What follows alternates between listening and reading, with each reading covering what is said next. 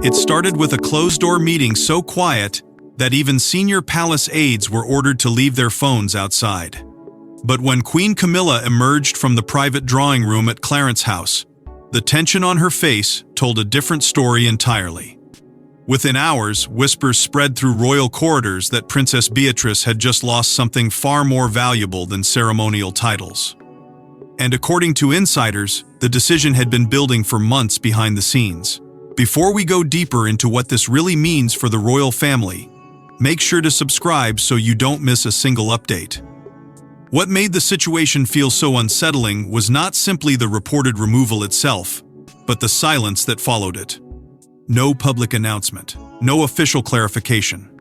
Only a carefully managed phrase quietly circulating through palace offices' routine restructuring. Yet insiders familiar with royal operations immediately sensed something deeper unfolding beneath those polished words. Reports suggest a discreet meeting had taken place involving Queen Camilla, senior advisors, and trusted royal household officials only days before Princess Beatrice's sudden disappearance. From several upcoming ceremonial wedding initiatives tied to the monarchy's public image campaign. According to sources close to palace administrative circles, Beatrice had entered that meeting believing discussions would center around future planning for royal charitable engagements connected to traditional family ceremonies. Instead, insiders claim she was informed that multiple patronages associated with royal weddings and ceremonial representation would be quietly reassigned under a broader restructuring effort connected to the king's evolving monarchy. But even within palace walls, many reportedly struggled to believe the explanation being given. The timing felt too precise, too personal. Especially because whispers of tension between Queen Camilla and Princess Beatrice had allegedly been circulating privately for months. Different interpretations of those tensions now paint a troubling picture of a monarchy quietly dividing into competing circles of influence, while King Charles remains increasingly consumed by health concerns and constitutional pressures behind the scenes. Several royal commentators have since pointed toward a growing shift in internal palace authority since the early months following the coronation. Camilla, once viewed as cautiously navigating public acceptance, now reportedly commands a far more assertive role inside royal household operations, particularly regarding ceremonial appointments and institutional visibility. And according to insiders, Princess Beatrice may have become an unexpected casualty of that transformation. What deeply disturbed palace observers was the emotional atmosphere reportedly surrounding the Clarence House discussions. Sources describe the meeting as icy and deeply personal, with long pauses, carefully measured wording, and an unmistakable sense that the outcome had already been decided before Beatrice ever entered the room. Some insiders even claim King Charles himself was only informed after the broader framework had already been drafted by senior household advisors, raising fresh questions about who is truly steering critical royal decisions during this fragile chapter of the monarchy. Royal watchers soon noticed subtle but telling signs that something significant had shifted. Beatrice's name quietly disappeared from internal scheduling discussions linked to upcoming ceremonial wedding appearances. Nominations reportedly changed. Planning committees allegedly adjusted. And while the palace outwardly maintained complete calm, insiders insist the emotional impact behind closed doors was impossible to ignore. Because within the House of Windsor, public humiliation rarely arrives through dramatic confrontation. It arrives through silence, distance, and quiet erasure. And for Princess Beatrice, many now believe the real shock was not merely losing patronages, but realizing how vulnerable even bloodline can become once palace loyalty begins colliding with power. But the removal itself was only the surface of the conflict, because behind those vanished patronages was a growing battle over influence, legacy, and who truly belongs inside the monarchy's inner circle. At first, almost nobody noticed the changes. A royal wedding charity here, a ceremonial foundation there, quiet edits on official schedules. But palace observers soon realized something unsettling.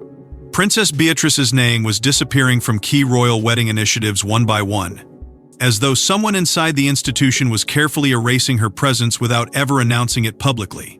What made the situation even More troubling was the almost surgical precision with which everything unfolded. There were no dramatic confrontations leaking into tabloids, no emotional public statements, only silence. And within royal circles, silence often carries far more danger than open conflict ever could. According to insiders familiar with internal palace operations, several ceremonial wedding-related patronages once closely associated with Beatrice were suddenly redirected toward figures and organizations believed to be aligned more closely with Queen Camilla's expanding influence network inside Clarence House. Reports suggest palace communications teams were quietly instructed to avoid directly communicating with the public, referencing Beatrice in newer public updates connected to royal ceremonial planning, creating the impression that her role within those initiatives had simply faded naturally over time. But royal commentators immediately sensed something unusual.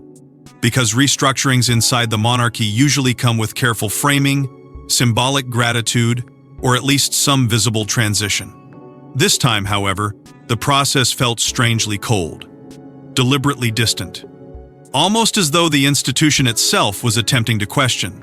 Immediately reduced Beatrice's relevance without triggering public scrutiny. Sources close to palace administrative staff claim Princess Beatrice had privately expected her responsibilities to expand during King Charles's reign, particularly as the monarchy pursued a slimmer and more strategically focused public image. For years, Beatrice had carefully maintained loyalty to the institution, despite the lingering shadow surrounding Prince Andrew's controversies. Insiders say she believed patience, discipline, and public restraint would eventually restore greater trust between herself and the senior royal household. And for a time, there were indications that such a path remained possible. But behind closed doors, another shift was reportedly taking place. As King Charles's health struggles increasingly dominated internal palace attention, Queen Camilla's authority over household appointments and ceremonial representation allegedly grew stronger than many royal observers had anticipated.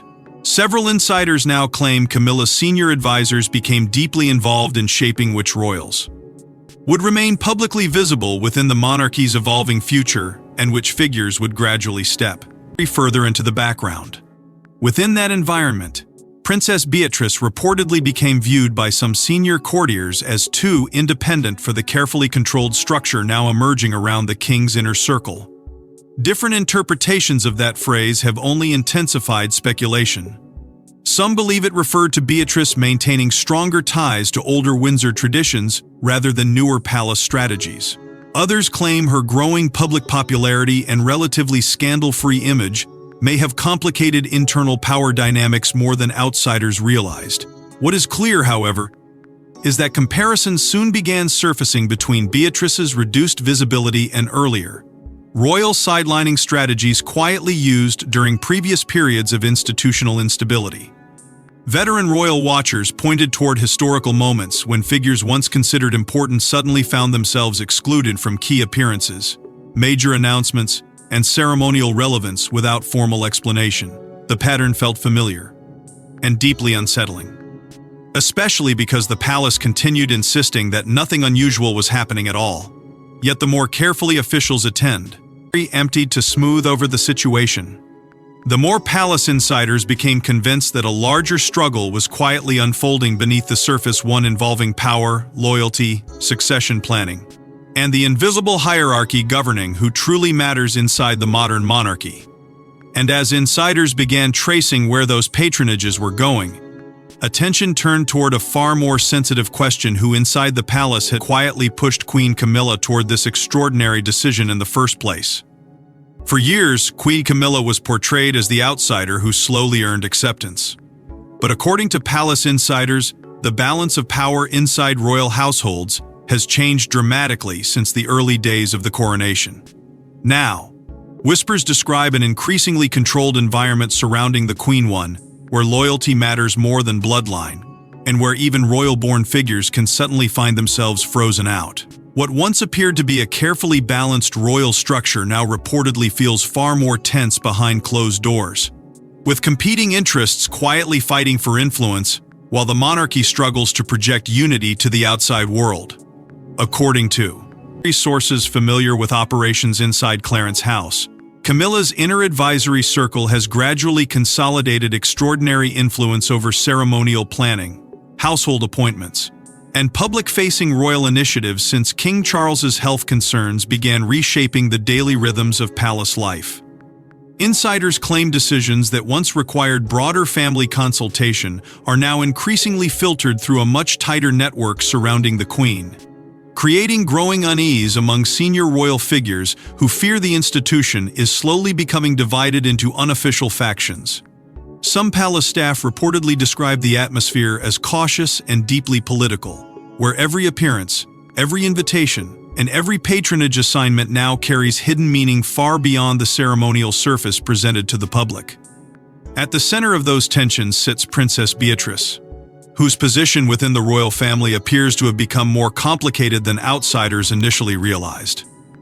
Reports suggest several senior courtiers privately viewed Beatrice as more closely aligned with older Windsor traditions built around continuity, bloodline, and long-standing institutional loyalty rather than aggressive modernization strategies.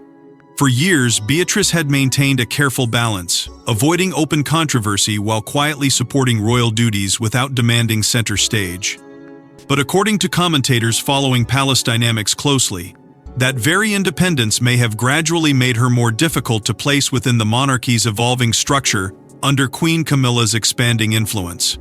Palace insiders claim newer household strategists increasingly pushed for what they described internally as a streamlined monarchy image, one designed to reduce overlapping royal personalities and concentrate public attention around a smaller, tightly controlled circle of senior figures.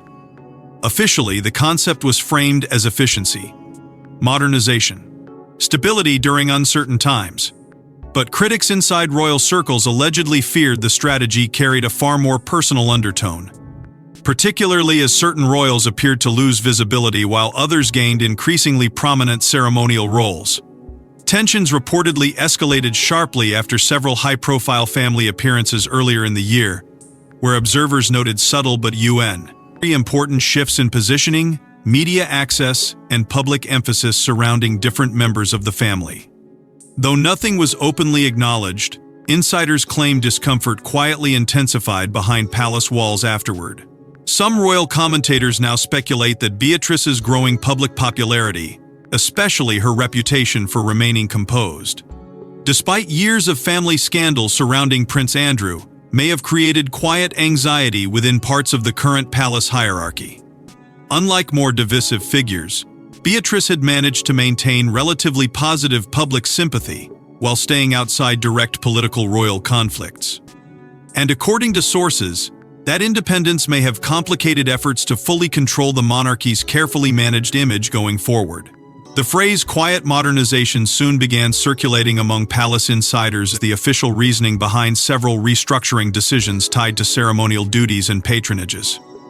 But to many observers, the wording itself felt unusually cold, detached, almost clinical.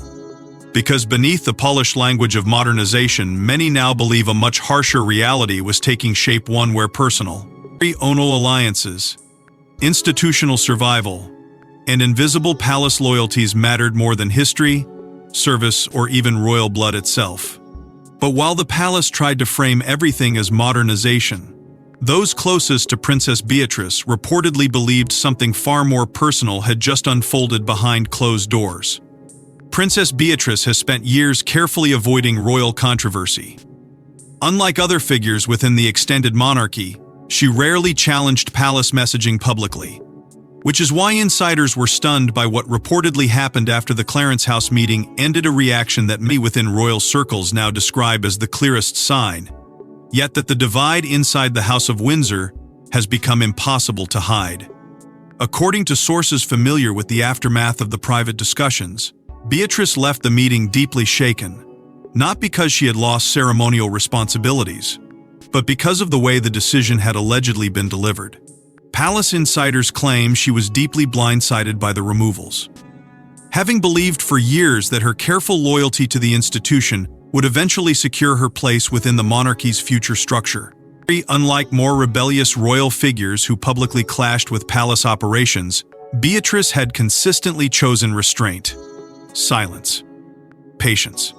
She reportedly believed that dedication to royal duty, especially through wedding-related charitable work and ceremonial representation, would gradually rebuild trust surrounding her branch of the family, despite the long shadow cast by Prince Andrew's scandals.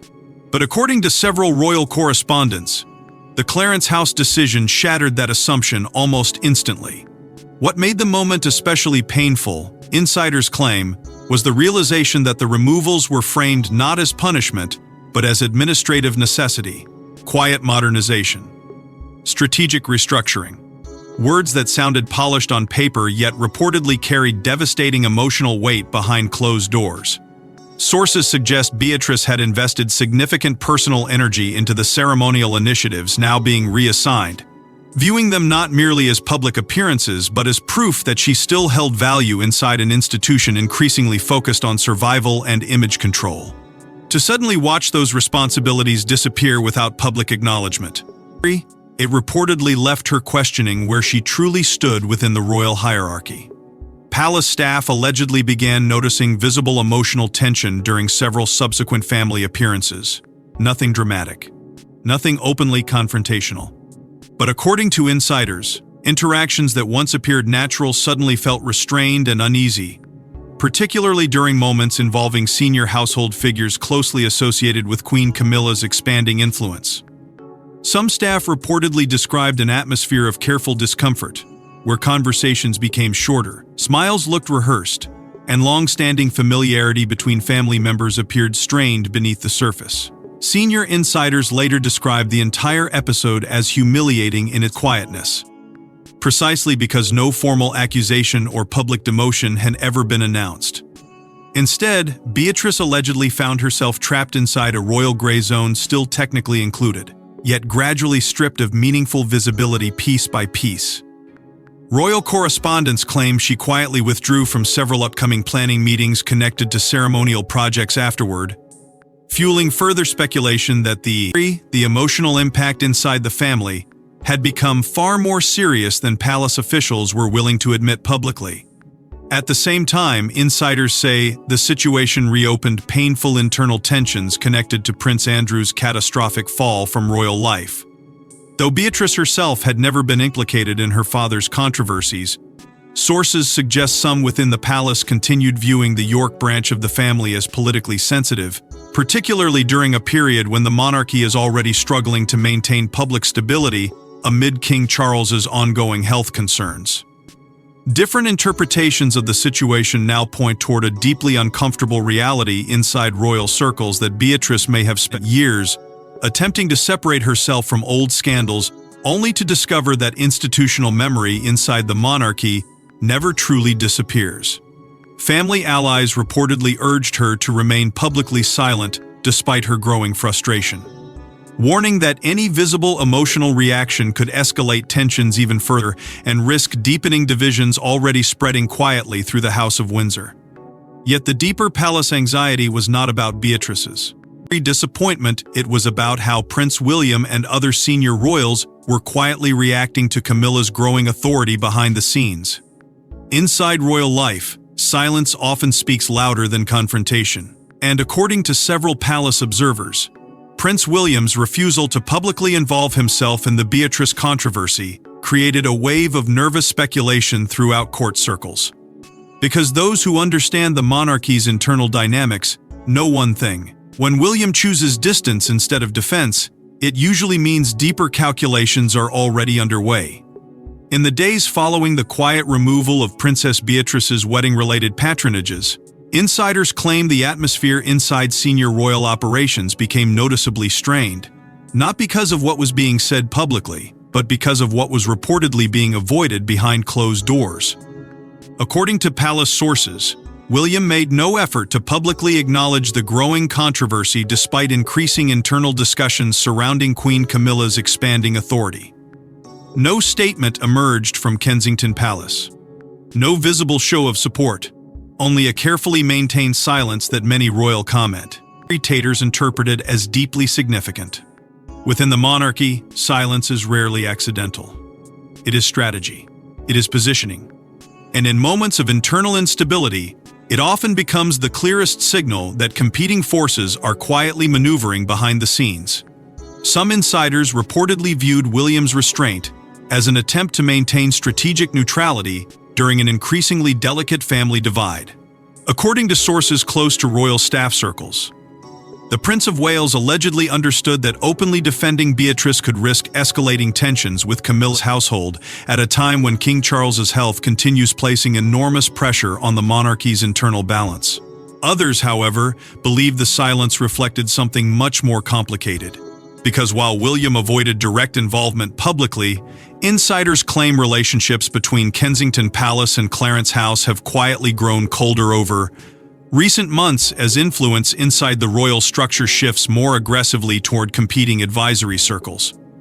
Several royal aides allegedly feared the Beatrice situation could expose broader faction conflicts already simmering beneath the carefully controlled image of royal unity. According to commentators familiar with palace operations, there is growing concern that different branches of the monarchy are no longer operating with the same shared vision for the institution's future. On one side reportedly stands a strategy centered around rigid modernization, centralized messaging, and tightly managed visibility under Camilla's expanding influence. On the other stands a quieter but increasingly uneasy camp surrounding William and those still deeply connected to traditional Windsor hierarchy and long-term succession stability. Palace insiders claim tensions intensified, particularly after several high-profile family appearances earlier in the year, where even subtle changes in positioning, scheduling, and ceremonial prominence reportedly triggered private concern among senior staff. Though no open confrontation has surfaced publicly, sources describe an environment where every gesture is now being analyzed internally for hidden meaning. Every absence, every carefully worded announcement, every moment of silence. Royal commentators have increasingly drawn comparisons between the current atmosphere and earlier internal struggles. During Queen Elizabeth II's reign, when competing royal households occasionally battled quietly over influence, succession planning, and institutional control while maintaining a united public facade. But insiders warn the modern monarchy faces a far more fragile situation now. Public trust feels more volatile. Media scrutiny moves faster, and the personal dynamics surrounding King Charles's reign remain emotionally complicated due to years of family fractures already exposed to the world. Some commentators now speculate that the controversy surrounding Beatrice reflects something much larger than a disagreement over ceremonial responsibilities. Instead, they believe it may represent an early sign of a deeper struggle over the monarchy's future identity itself, who controls its direction, who defines loyalty, and which royal figures will ultimately remain central as the institution prepares for the next generation of leadership. Yet, despite mounting speculation, palace officials reportedly continued insisting that no conflict exists, even as insiders privately acknowledged growing anxiety behind the scenes. But as the palace struggled to contain the fallout, one final realization began spreading through royal circles that this was never just about wedding patronages at all. By the time the palace attempted to calm public speculation, the damage had already been done. Because in royal history, removals rarely happen in isolation. Every vanished title, every reassigned patronage, every carefully worded silence carries a deeper message about status, trust, and survival inside an institution built on hierarchy. And many insiders now believe Princess Beatrice simply became the latest figure caught inside that unforgiving machinery. What initially appeared to be a quiet administrative reshuffle has now evolved into something far more unsettling in the eyes of royal observers. A symbol of the growing uncertainty surrounding the monarchy as it enters one of the most fragile transitional periods in modern royal history. According to royal experts, the controversy reflects tensions that have been quietly building ever since King Charles ascended the throne. Tensions connected not only to personality clashes or household influence, but to a far larger question looming over the future of the institution itself. What role, if any, remains for non-working royals inside a monarchy increasingly obsessed with control, efficiency, and survival? Sources close to palace operations claim discussions surrounding streamlining have intensified dramatically since Charles's health struggles placed additional pressure on the royal structure. Within that atmosphere, every public role suddenly carries political weight. Every ceremonial appearance becomes strategic. And every royal figure is now allegedly being evaluated not through family connection alone, but through usefulness to the institution's long-term image. It is within that colder, more calculated environment that many insiders believe Beatrice's situation must now be understood. For years, she existed in a delicate middle ground close enough to the monarchy to remain visible, yet distant enough to avoid becoming central to major palace controversies. But according to commentators following internal royal dynamics, that balance may no longer fit the direction the institution is moving toward under the growing influence surrounding Queen Camilla's household. Reports continue suggesting Camilla's expanding authority over ceremonial representation and household restructuring has fueled increasing speculation about deeper shifts happening quietly behind the scenes. Some insiders claim the Queen's advisors are focused on consolidating a much tighter and more disciplined public-facing monarchy centered around a carefully selected group of senior figures. Others believe the situation reflects broader anxieties surrounding succession planning and future stability once Prince William eventually assumes the throne.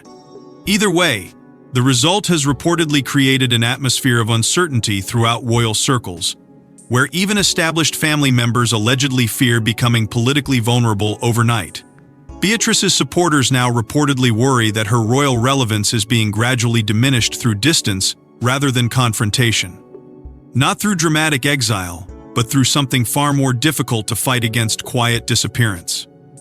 Fewer appearances, fewer responsibilities, less visibility. According to palace insiders, there is now a growing sense of careful distance between different family circles inside the monarchy, with interactions becoming increasingly formal and emotionally restrained as competing loyalties quietly shape internal relationships. Yao historians have begun drawing comparisons to previous periods of royal exclusion throughout Windsor history, when figures once considered important slowly found themselves isolated from influence without any official declaration ever being made. The monarchy, they argue, has always understood the power of silence. Public punishment creates sympathy. Quiet removal creates confusion. And confusion, within royal institutions, often becomes its own form of control. Yet perhaps the most revealing part of the entire controversy is the palace's refusal to fully explain what happened. Because the less clarity officials provide, the more public fascination continues growing. Every unanswered question deepens suspicion. Every carefully managed statement fuels fresh speculation. And every moment of silence only reinforces the growing belief that the real story unfolding behind palace walls may be far more complicated than anyone is prepared to admit publicly. And while the official story may remain hidden behind palace walls, the silence surrounding Princess Beatrice's quiet removal may ultimately reveal more about the monarchy's future than the palace ever intended.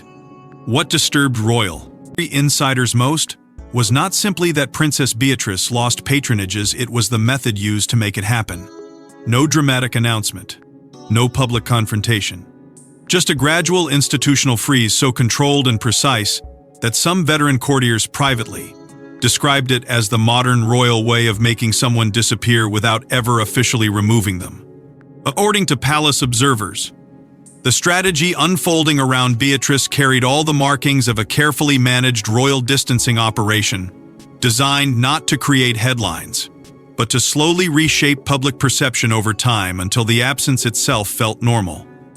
Sources claim palace officials deliberately relied on gradual scheduling adjustments rather than any formal declaration, quietly removing Beatrice from planning discussions, ceremonial updates, and internal coordination tied to several high-profile wedding initiatives connected to the monarchy's public-facing image.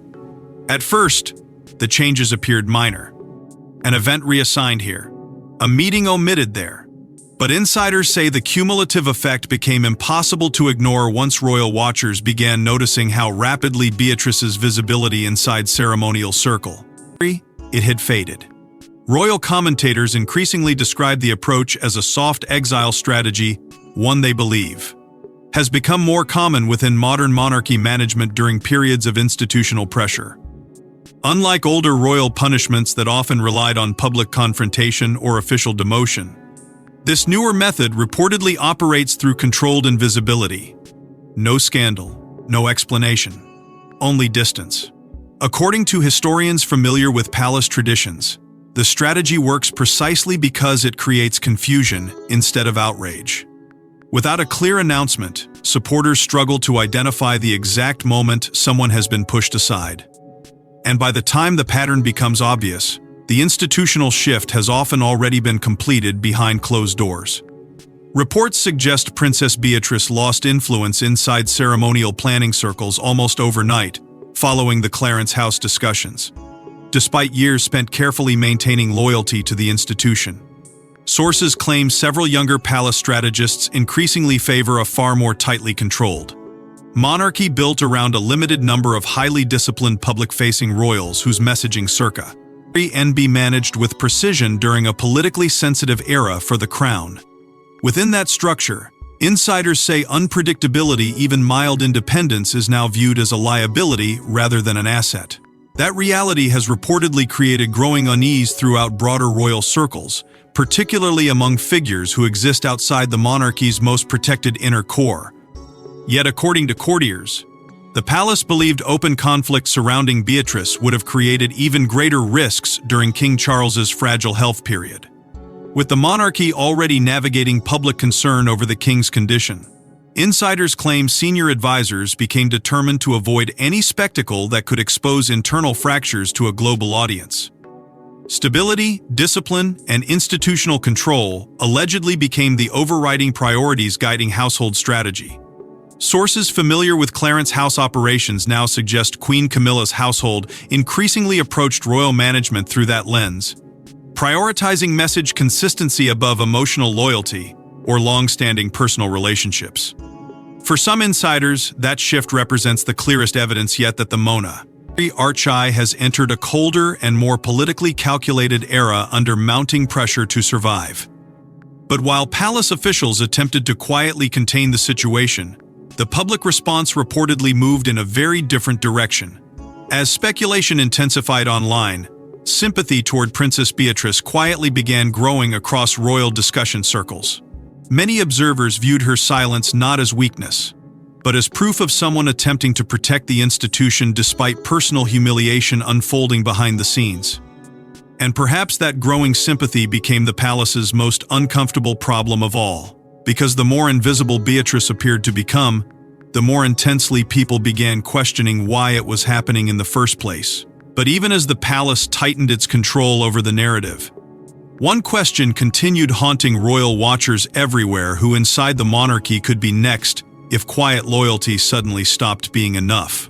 Long after the Clarence House meeting ended, the silence surrounding Princess Beatrice continued echoing through royal corridors. No denials. No emotional statements. No dramatic public defense. Only carefully managed appearances. And polite palace smiles hiding what insiders increasingly describe as one of the most uncomfortable internal fractures of King Charles's reign so far.